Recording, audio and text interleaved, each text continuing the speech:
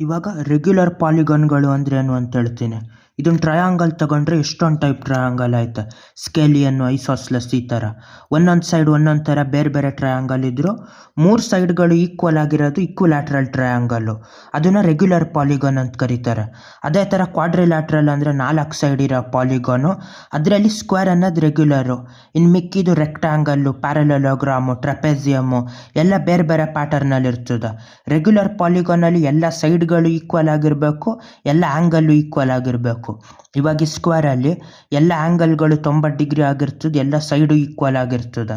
Equilateral ಟ್ರಯಾಂಗಲಲ್ಲೂ ಅಷ್ಟೇ 3 ಸೈಡ್ಗಳು equal ಆಗಿದ್ದು 3 ಆ್ಯಂಗಲ್ಗಳು equal ಆಗಿ 60 ಡಿಗ್ರಿಗೆ ಈಕ್ವಲ್ ಆಗಿರ್ತದೆ.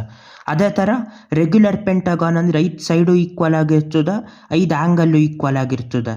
ಈ ಥರ ರೆಗ್ಯುಲರ್ ಪಾಲಿಗಾನ್ ಜಾಸ್ತಿ ಸೈಡ್ಗಳು ಇನ್ಫೈನೈಟ್ ಸೈಡ್ ಆದಾಗ ಈ ಸರ್ಕಲ್ ಆಗೋದು.